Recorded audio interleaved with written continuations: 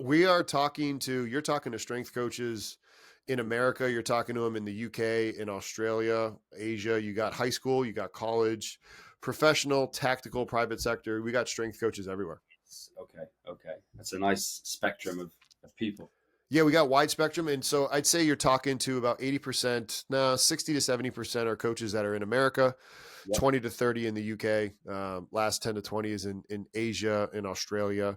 And then within the US, there's a ton that high school, college, like I said, professional, tactical, you're listening to them all. So the game day plus one, probably not as much in the tactical world. It might be like, hey, for those in tactical, a lot of the coaches that talk to us, they'll say, hey, we got our military people and our tactical athletes. They're coming back after a 2-week mission where they've either been sleep deprived or whatnot.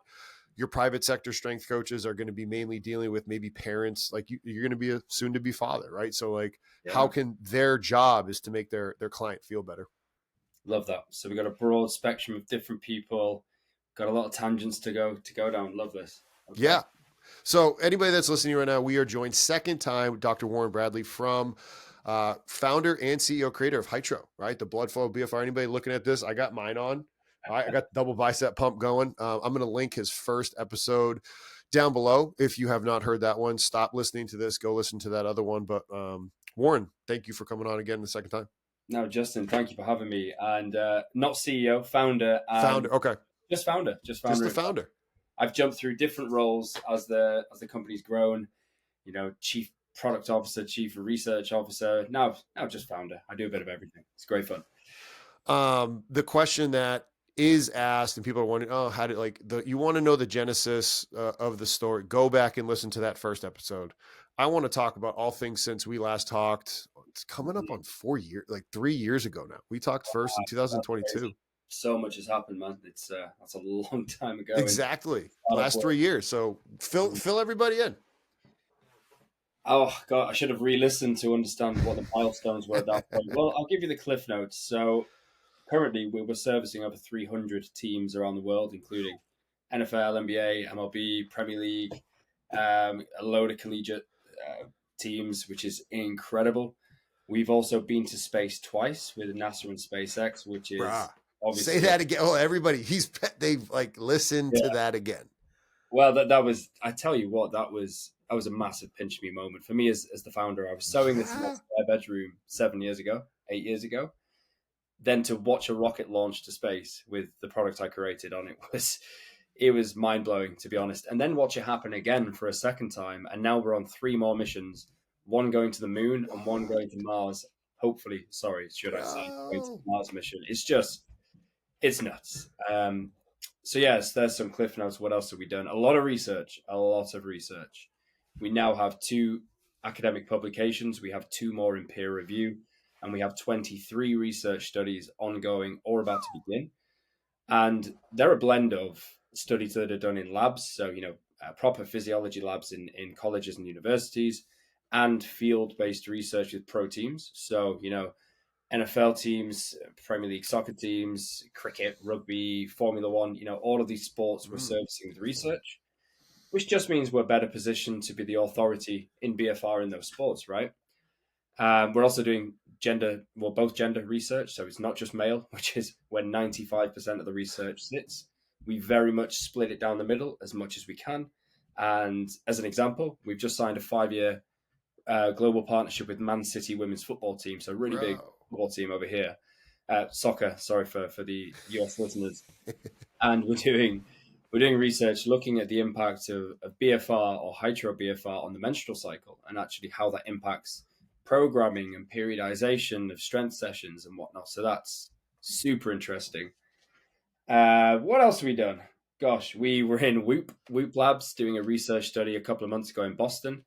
So I think we are one of, if not the only company that's been invited behind their four walls to do some research. That was looking at the impact of BFR on HRV kinetics, so like sleep and recovery, and also on strain scores. So just showing the impact of BFR on the physiology of exercise, which was super interesting. Yeah, look, I'll stop there. There's some cliff notes, but a lot has happened in a kind of short space time. Why do you think strength coaches are leery of using BFR? Leary? Sorry, explain Leary. So, So like, to me, at least in America, like, yeah, and so please, like, if anybody's listening to this and you're instantly like, you're wrong, Justin, put the comments down below on YouTube and tell me that I'm wrong and like why and how you're using it.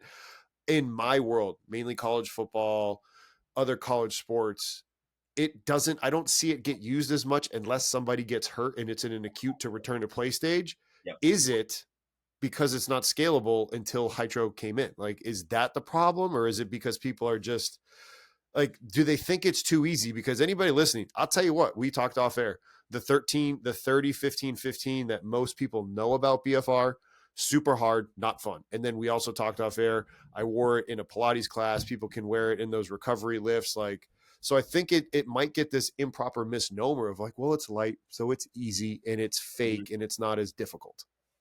Yeah, I mean, the protocols have been rigid to date, but the problem is there's so many different protocols as well, and different pressures and different cuff widths. Let's be honest, the muscles aren't counting. They don't know how much hypoxia is happening at that moment in time. What they experience is stress or signal to drive a physiological adaptation, right? So, who cares about the reps as long as we're within an effective and a safe zone that's going to drive something that we're looking to achieve? So for us, we do have prescriptions. Like we'll give you a prescription of how we believe you should use it for recovery, for strength, for hypertrophy, for endurance, whatever it is. We've got a prescription, but there is always flexibility. You can manipulate that to serve your needs. So, like we were saying before, you could throw this into like an EMOM or an AMRAP if we're talking CrossFitters here, and there's no BFR protocol for that. But essentially, BFR is a magnifier. It is accelerating the benefits of something you're already doing. So just add it to something you're already doing, right? Bodyweight push-ups, bodyweight squats, etc., etc.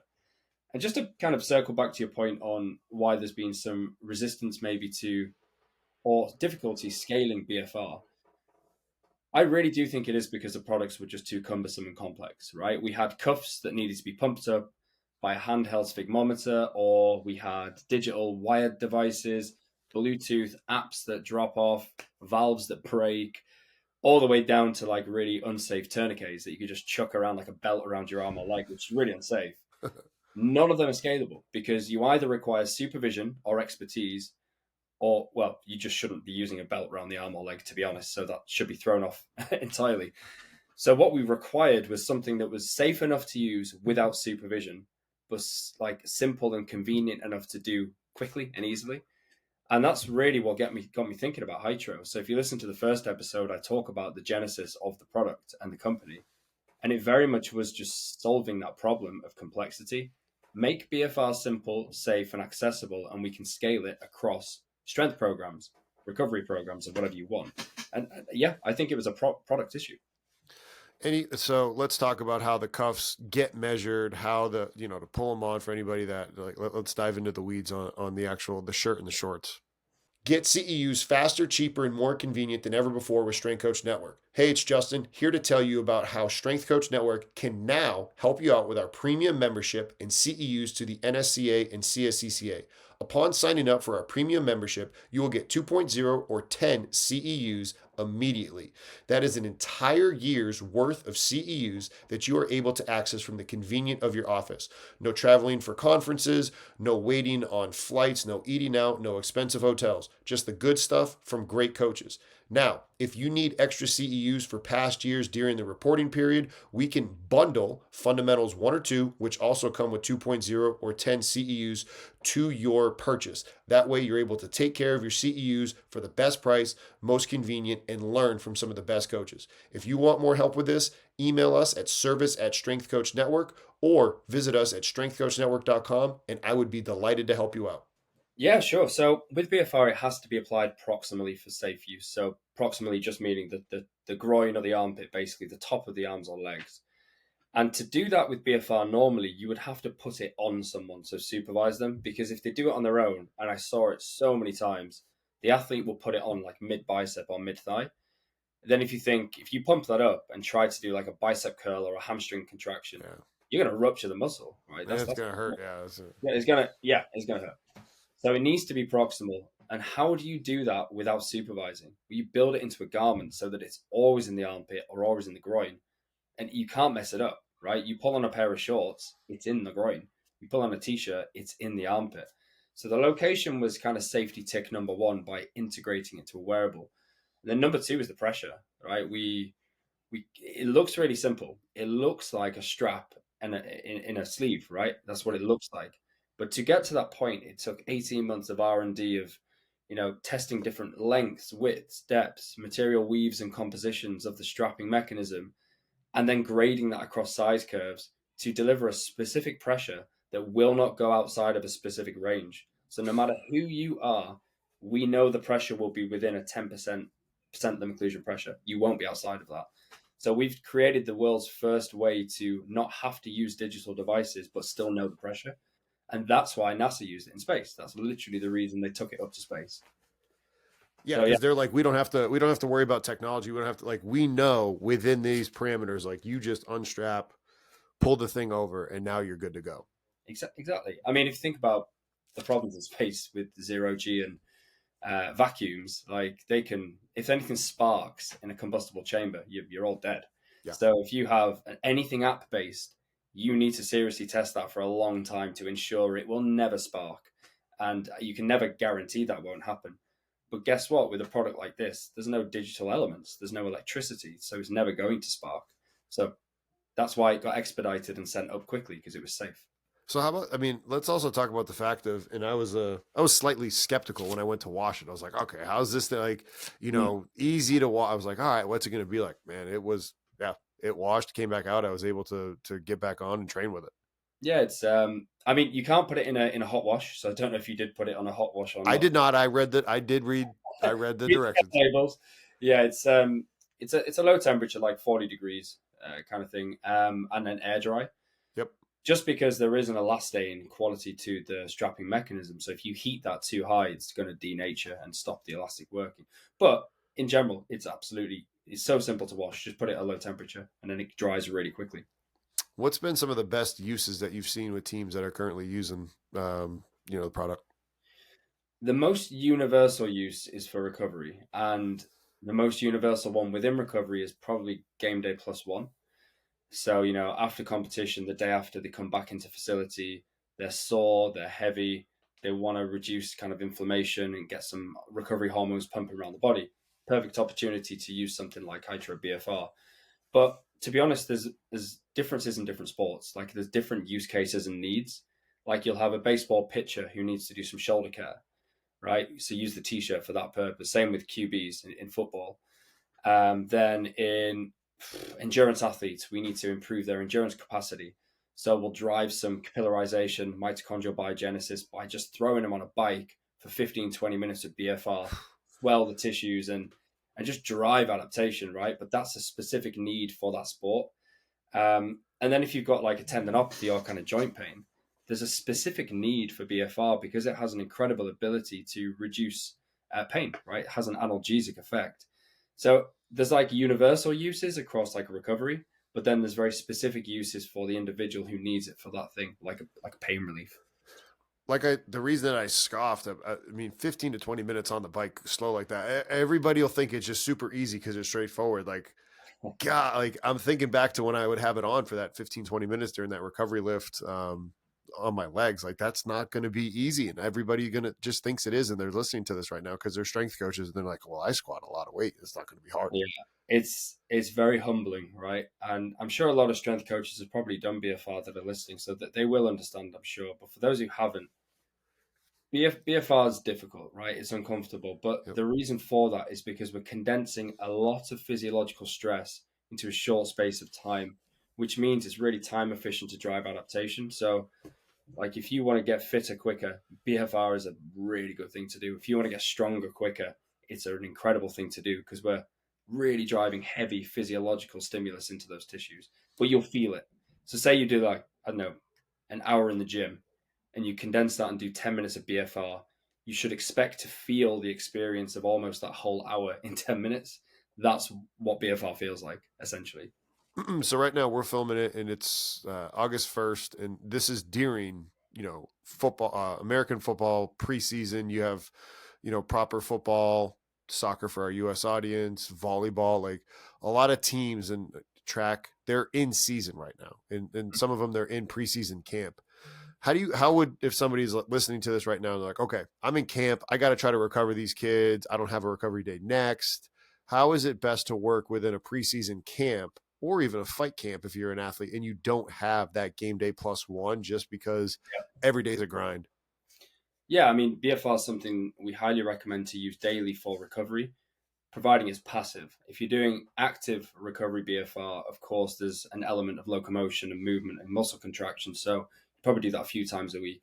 But passive, just sat down, laid down, maybe some like milling around, walking around, that's okay, but nothing exercise related. You could do that every day. So immediately after your session, perhaps you have a recovery shake, you throw on the BFR shorts, you strap in. A cool thing actually on the nutrition side of things, sorry for the tangent, but this is You're really good. cool. When you unstrap with BFR, we cause a big flush, like blowing up a balloon, letting go. It flushes blood through the tissues. But then after that, we get something called reperfusion. So fresh blood is driven into the tissues, right? Yep. And when fresh blood is driven in, we get an increased absorption of that blood into the tissues and the nutrients into the tissues. So if you have a recovery shake, which has glucose in, amino acids, etc., like a typical recovery shake, that should be enhanced in its absorption into those tissues. So again, post fight, post exercise, post whatever, insert sport, have your recovery shake, do some BFR, force that into the tissues, and get all the other benefits too of the muscle protein synthesis, upregulation, the flush and waste of inflammatory markers. You get all the good stuff plus the nutrient absorption. So yeah, in a preseason, highly recommended for just post intense session. Just throw them on, have a shake, do some BFR. In sorry to drone on this point as well, but in the preseason, you'll often be at the facility to have like lunch, of course, because you might do split sessions. Yep. That's also a really good opportunity to do BFR with the shorts because you're sat having food, you're chatting to your colleagues. That's kind of it's a perfect opportunity. You can sit there in your shorts, strap in while having the food. It's a good use of time because you're already sat there, right? So you might as well get a stimulus into the tissue. And not only is that going to help you recover from the first session, it's going to help potentiate and prime you for the next session. So you're going to feel better going onto the pitch or into the gym or whatever you're doing next. So yeah, it's another way I would recommend using it for the preseason. That's actually what's up, everybody. Taking a quick break from the show to talk about one of our sponsors, TeamBuildr. I've been using TeamBuildr since 2019 when I was at Towson. I still use it with my remote athletes. I also use it at Goldfinch, which is the private sector gym I train at, and we use it at Centennial, which is the high school that I'm working at. Now, if you're printing on lift cards because you say, oh, I can't afford TeamBuildr, guess what? TeamBuildr has a pre-written grant that you can locate on their website. You simply change the name of you, your organization, and the areas that they highlighted, and they can help you get TeamBuildr at your facility, your university, whatever it is, so that way you can optimize how you train your athletes with this software. Now, TeamBuildr is also a part owner in the Plyomat. The Plyomat is something that I utilize at Goldfinch, and it helps you be able to see how high somebody jumped, the ground contact time, and RSI. You can get all that conveniently right there. You can reach out to your rep from TeamBuildr to be able to get more information on the Plyomat. It's fast, it's reliable, it's convenient, and it's trusted by coaches worldwide. Check them out as well as TeamBuildr in the link down below. It's a really good, and not to mention the fact that you're getting the psychological recovery from being with your teammates and just yes, you're getting the food, but just the communal aspect of that psychological soul refreshingness that comes from a meal and enjoying community with your teammates. 100%. And do you know what as well? Because you can feel it, like you were mentioning before, it's pretty gnarly BFR. Even passively, you'll feel the Yes. swelling, the kind of somewhat throbbing, I guess, in the in the legs, for want of a better word. But because you can feel it, and when you unstrap, you feel that relieving sensation. Mm-hmm. You can almost feel the nutrients going into your tissues. Now, I know that's not actually possible, but you can associate and connect that feeling to the nutrients being driven into your tissues. Particularly as a coach, you say that to your athlete. You know that you know how you just felt. You felt that hot, cold, flushing sensation, that relieving sensation. That was your chicken breast going into your tissues, so you're going to recover quicker, right? And then you start anchoring these behaviors and driving psychological kind of habits into people. Guess what? Every time they have a recovery shake, they're like, "Where are them shorts? I need to do this BFR thing because I felt it happening and working." So there's a lot to be said for the subjectivity of the BFR as well and how it feels. You just said hot and cold, and that teed up my next question for you perfectly in terms of like someone listening to this, like, should I tell my athletes to wear it in the sauna if they're going to cold plunge for 3 minutes? Does this make it better? Like, have you guys done research on that? What's kind of your recommendation within that world? Yeah, we're doing some pretty cool research, which is it's pretty crazy actually. So we're doing it in ice tubs or cold water immersion, Yep. contrast bathing, saunas, swimming pools. We're doing all sorts of stuff just to look at the compounding or magnifying benefit of BFR under those conditions. Yep. So we have finished a research study in an ice bath, which is really interesting. The first study was very subjective, so muscle soreness, joint pain, and fatigue levels.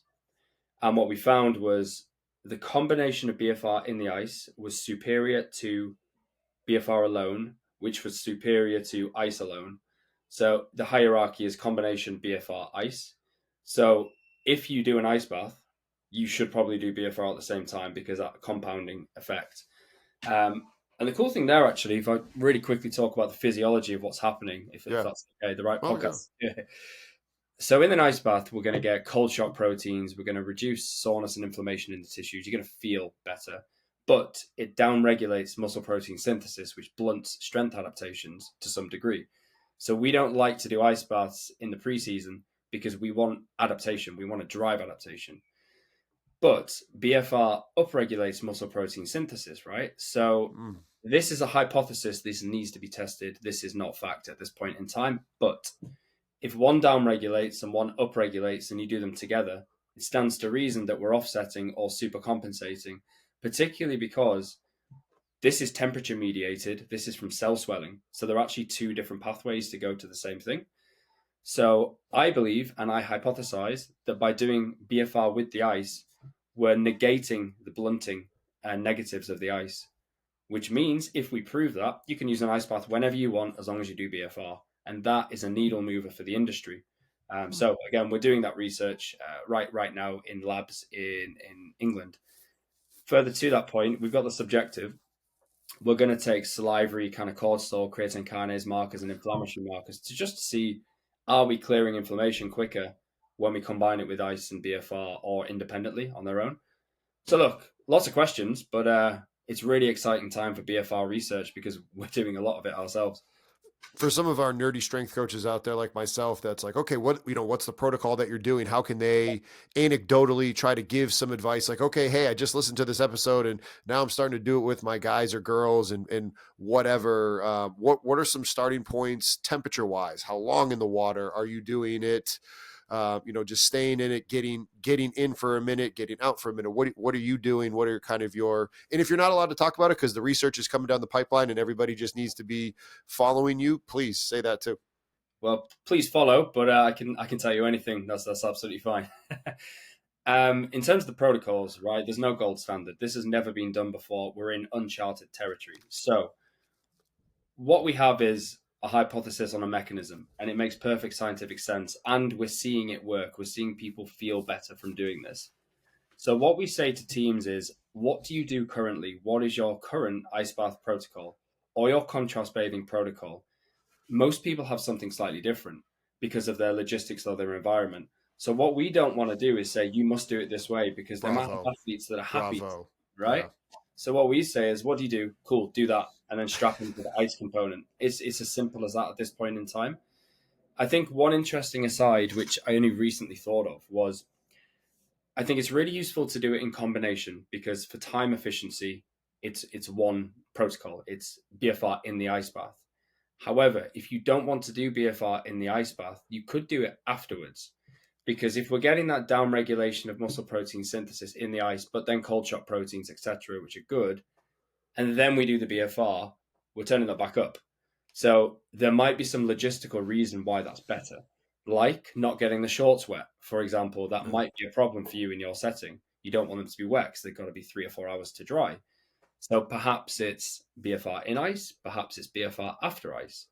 But until we have a gold standard determined in the literature, have a play, innovate, see how your athletes enjoy it, see how you enjoy it, see what you think's best. Are you within the subjective stuff, not the saliva? Are you using Likert scale 1 through 5? How are you going about it?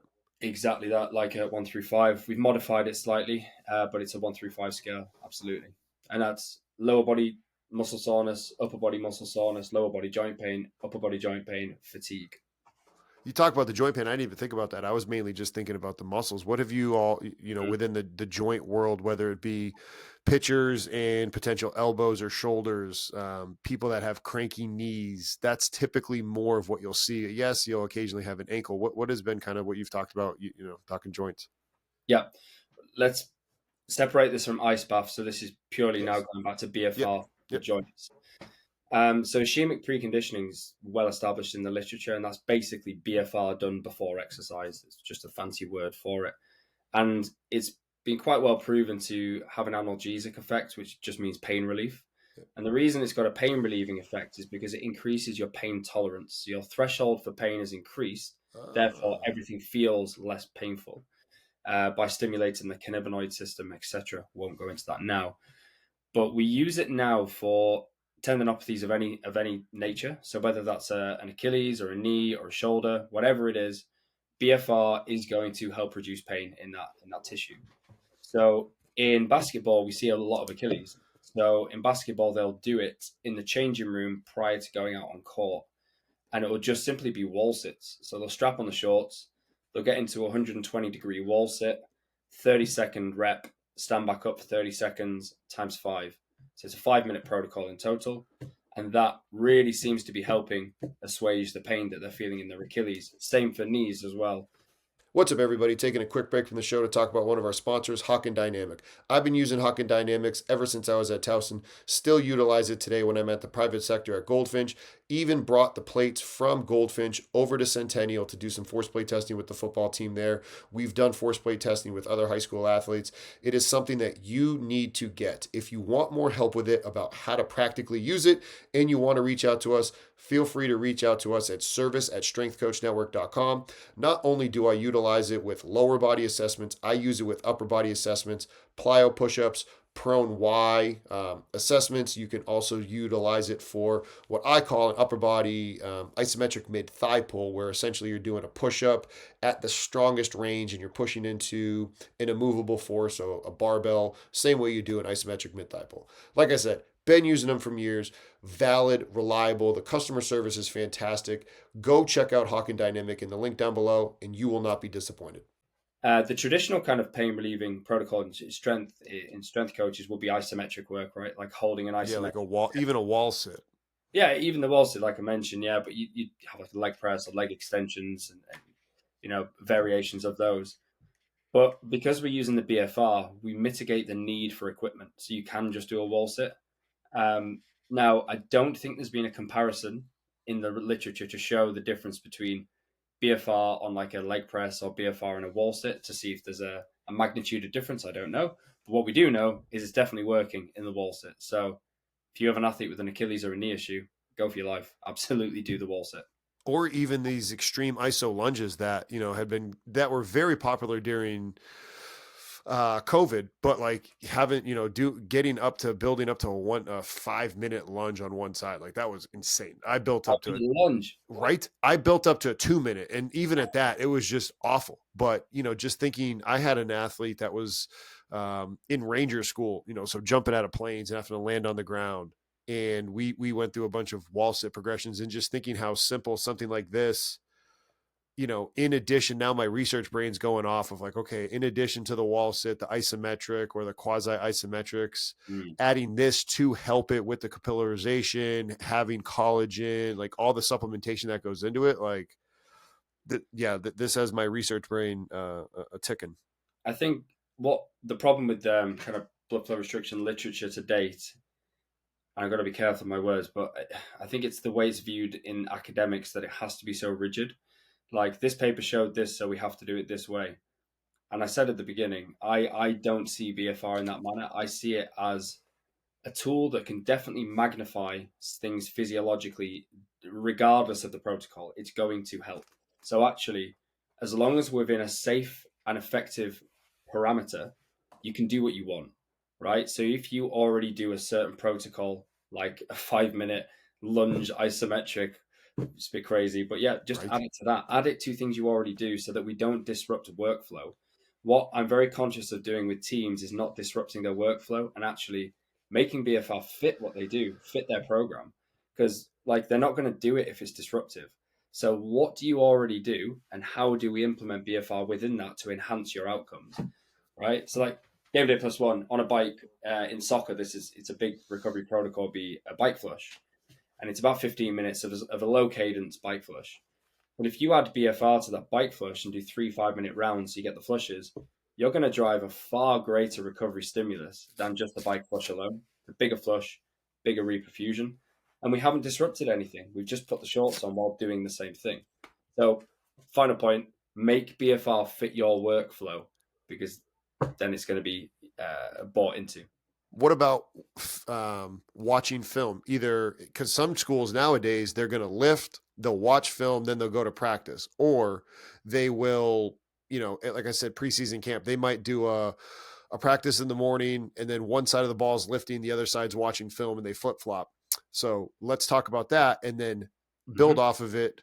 What about when they're traveling? Let's say if they're going to be, flying, get out, get into a bus, is it too long because you'll be flying to wear it? Or what about when they get to the hotel and do some of that recovery stuff? Because I know a lot of basketball teams will do it because it's easier. They travel fewer people, maybe some of your lacrosses, your soccers.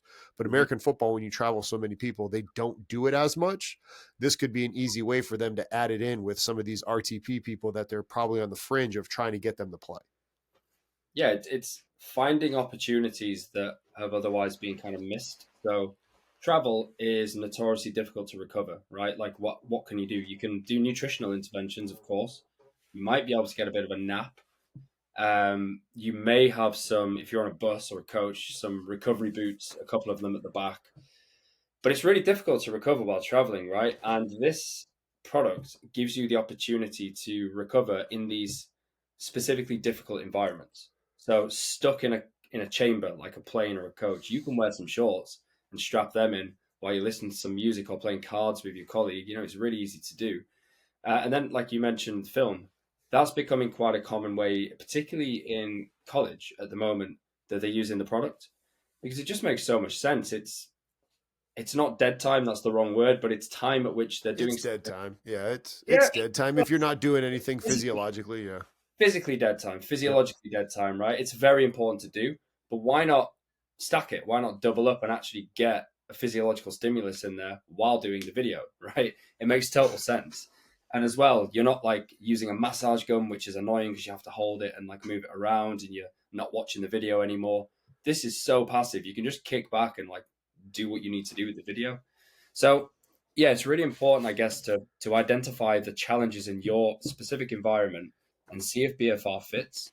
And it doesn't fit everyone, right? It's not for everyone. It's not for everyone's programs, but I can guarantee everyone listening there will be gaps and challenges that this will probably provide a neat solution for. Well, Um, oh, yeah. the thing that I was looking at my calendar, and I just got off the phone yesterday with Uncle Bob Alejo, who's been a strength coach, high performance director for a while. He's back in pro sport. He's with the LA Angels, and he was talking to me. They're going to be in Kansas City. They're going to play a night game on Thursday, the 4th of September. They're going to fly back to the West Coast and play a night game on Friday, the 5th. Like, What? that's my point. So, like, you want to talk about just like baseball and baseball travel, like even the NBA. Like, so our coaches that are working in it, it's not as much in college, right? Because they will, even with the Big Ten. So, in our world here in America, you have teams that are literally in California in the same conference as teams in Rutgers, which is in New Jersey. So they'll fly across the country for a game and fly back, but they won't have a game that next day. But yes, the Angels are going to play in Kansas City, fly from Missouri all the way back to Cali and play a game 24 hours later. So if you can strap in and do these things, that's why Dan Paff, the legendary Dan Paff, has said elite sport is triage. It's not long-term athletic development because these are the parameters that you're working with in season. Triage. I like that. Yeah, really like that.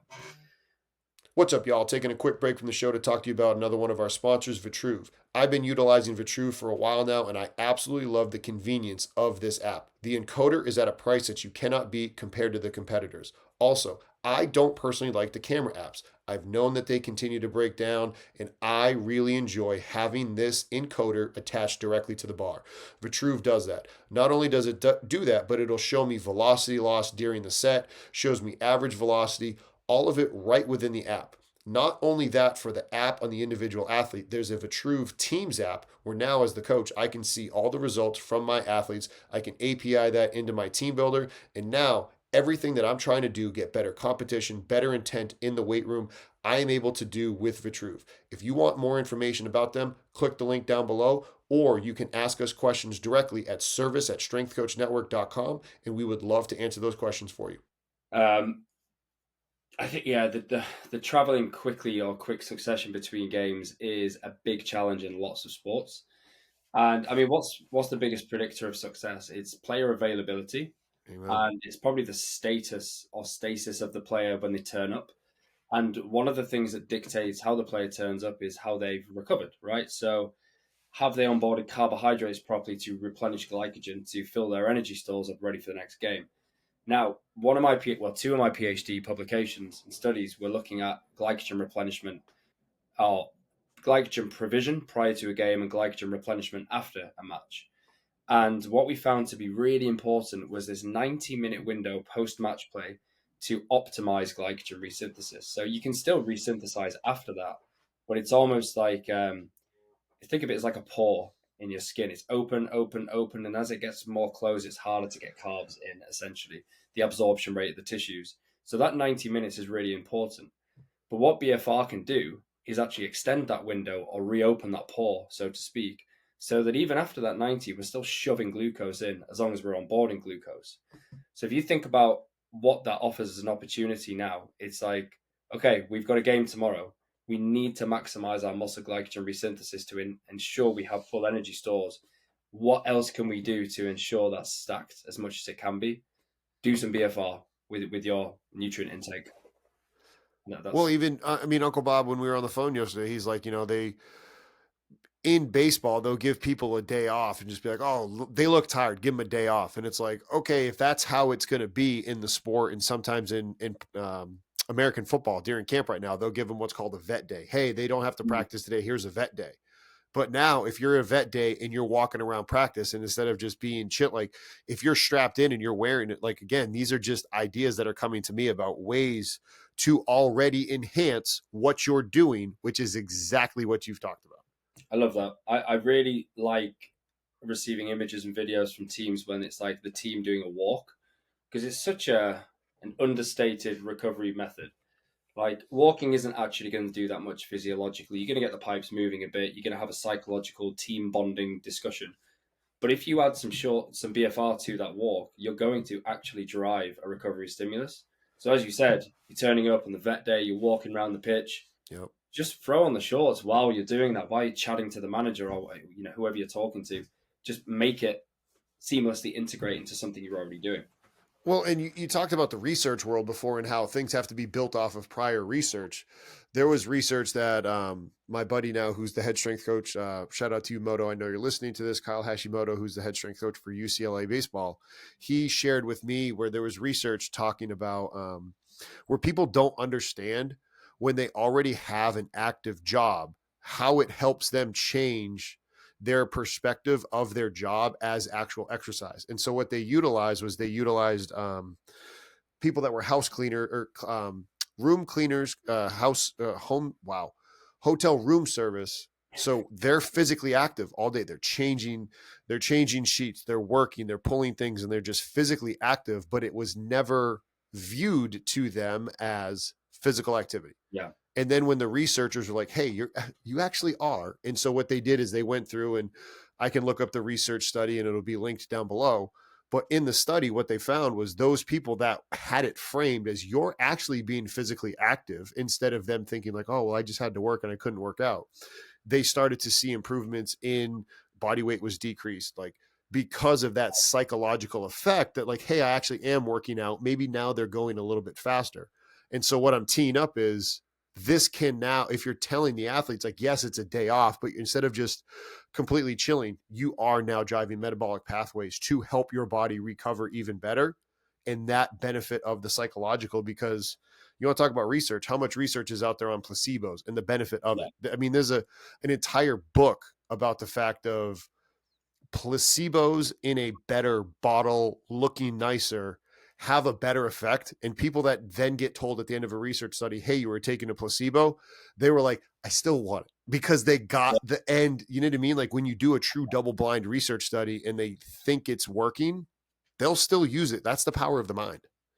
100%. I think I've said this for years that as coaches and practitioners, almost our job is secondary to like the psychology and behavior change that we need to. We're psychologists, essentially, not psychologists, Amen. behavior specialists, where we have to engage with an athlete in a way to get their buy-in and get their trust and then onboard them to a process. That's behavior. That's not science, right? So I always see my role first as kind of making a relationship work, and then I'm able to embed the science and work with that athlete. So yeah, all the science in the world is great, but if you don't have that set up initially, then it's pointless. And Well, that's what we do with Hytro. that's the reason why people will say if somebody committed murder, go ask their hairstylist or their personal trainer. Like same thing as a strength coach. Like Yeah. athletes, you after a while when you have a relationship with somebody and you're doing physical activity, they take their brain, they go somewhere else, they feel better, and that's how you have that behavioral change. I guess that's really driven the success at Hytro too, because we don't just give BFR devices. That's not what we're here to do. We're here to educate on the science, the innovation that we're up to, but also help onboard and show people how to integrate it within their program, right? That's something that other companies don't do. We want to understand your challenges and how we can help you and support you to overcome those challenges. And that's driving behaviors. That's anchoring behaviors like the nutrition and BFR. How do we do that? Well, we listen to the athlete, we ask them how they felt, we embedded that behavior with their recovery shake. Now, every time their athlete has a recovery shake, they use the shorts. So it's little things like that that compound and get that snowball effect, and you start to see BFR becoming more mainstream because of it, I think. And let's just call it what it is. When you're doing a bicep session and you got some BFR on, your veins are pumping, you feel good. Like let's call it what it is too. Yeah, I can't deny that one. I need to do bicep curls myself. It's been a while. To respect your time and to respect the fact that you've had other things going on, as we emailed about so we're in 2025, and a lot has changed in the last 3 years. Where do you see things continuing to evolve in the BFR world, and how are you going to continue to stay on the forefront? Like this Mars trip that's planned, like where are things going?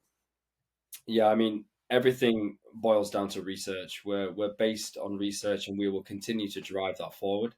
So we now have a really incredible head of research called Dr. Tom Brownlee, who was one of my colleagues on my PhDs. So he's taken the mantle. He is running a lot of research studies for Hytro.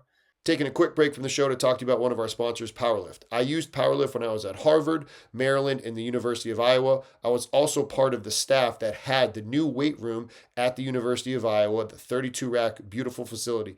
I was a part of that. I also have Powerlift's equipment nowadays. Powerlift Strong, made here in the great state of Iowa in the great country of the United States.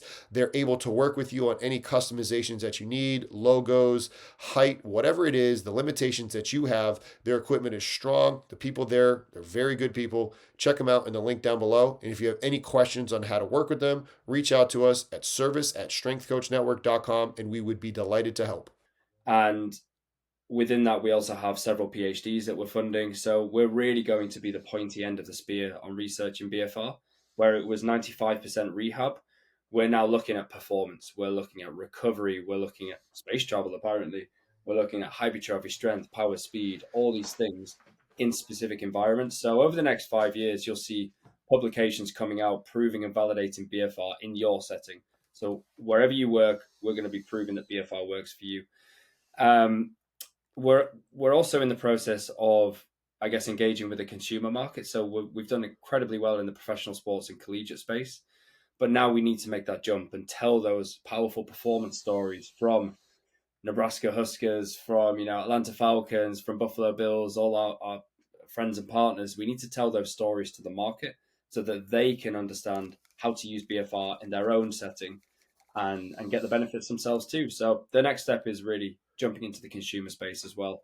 And then another 5 years ahead, we'll be looking really into the longevity and health.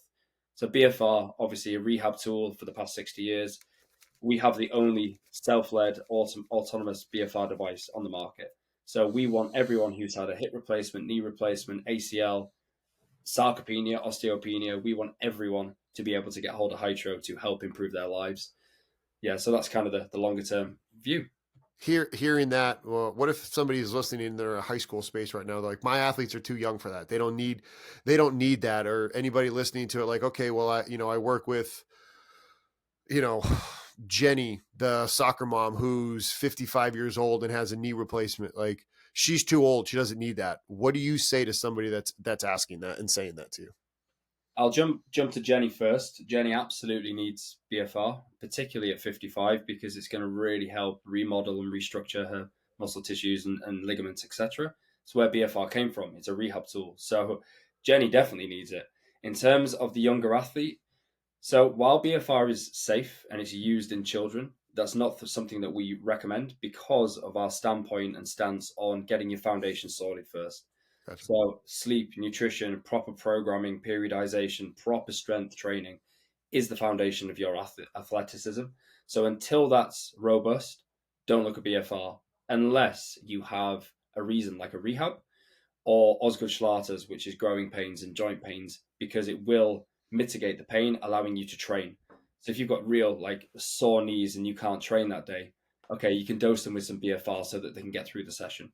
But as a blanket approach, 16 and over is where we start to recommend BFR.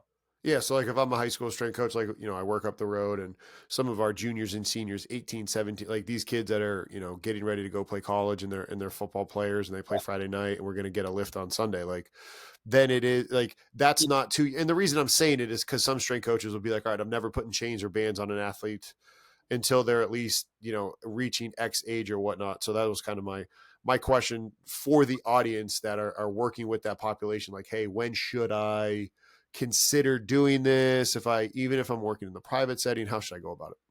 Yeah, no, it's absolutely safe and effective for that cohort. And I'd encourage people who are going on to like collegiate systems, into D1, D2 colleges. They need every leg up they can get. They need every Facts. support, and I think BFR is going to help there. It's going to help hypertrophy them quicker, help improve strength, power, endurance. So I think there's a real reason to use it there.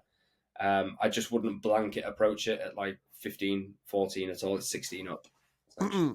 For anybody that's been listening to this and they want to know how to get in touch with anybody at the team or placing team orders, where should they get directed to so we can link it down below?